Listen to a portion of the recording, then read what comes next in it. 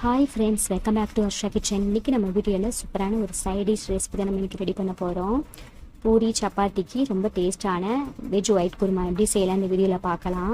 இது வரைக்கும் நம்ம சேனலில் சப்ஸ்கிரைப் பண்ணலன்னா சப்ஸ்கிரைப் பண்ணிக்கோங்க. வீடியோ பிடிச்சிருந்தா கண்டிப்பாக லைக் பண்ணிக்கோங்க. வாங்க செய்ய ஸ்டார்ட் பண்ணலாம். ஒரு குக்கரில் 2 ஸ்பூன் அளவு நம்ம ஆயில் ஆட் பண்ணிக்கலாம். இது கூட பட்டை, ஏலக்காய், கிராம்பு, சோம்பு ஆட் பண்ணிக்கலாம். இது கூட கொஞ்சமாக நம்ம கருவேப்பிலை ஆட் பண்ணிக்கலாம்.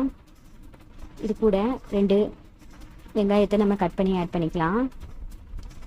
வெங்காயம் நல்லா வதங்கினதும் நம்ம ஒரு கப்பளவு உருளைக்கிழங்கு, ஒரு கப்பளவு கேரட், பீன்ஸ் ஆட் பண்ணிக்கலாம்.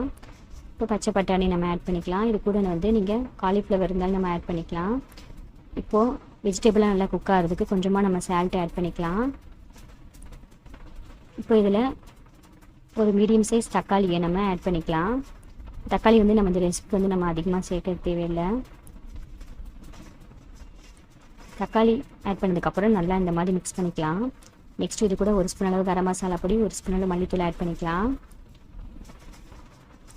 வேறு நம்ம சில்லி பவுடர் நம்ம எதுவுமே ஆட் பண்ண தேவையில்ல. இது கூட ஒரு கப் அளவு தண்ணி ஊற்றி நம்ம குக்கர் நம்ம மூடி வச்சிடலாம். ஒரு 2 விசில் வரைக்கும் நம்ம நல்லா குக் பண்ணி எடுத்துக்கலாம்.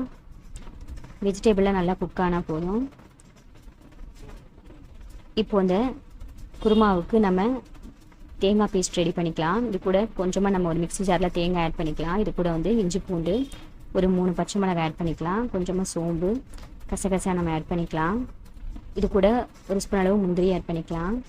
இப்போ இது எல்லாத்தையும் நல்லா மிக்ஸ் ஜாரில் அரைச்சி பேஸ்ட்டாக எடுத்துக்கலாம். இப்போ வெஜிடபிள்ஸ்லாம் ஒரு நல்லா குக் ஆகிடுச்சு. இது கூட நம்ம அரைச்சி வச்சுருக்க நம்ம பேஸ்ட்டு நம்ம ஆட் பண்ணிக்கலாம்.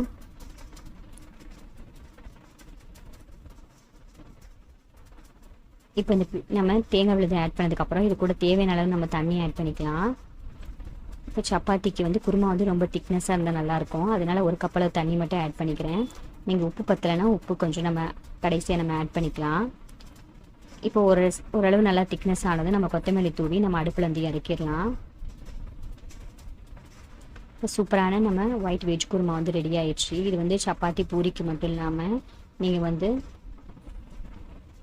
பிரியாணி இந்த மாதிரி செஞ்சு சாப்பிடும் போது இது சைட் டிஷ்ஷாக நீங்கள் ஊற்றி சாப்பிட்டா ரொம்ப டேஸ்ட்டாக இருக்கும்.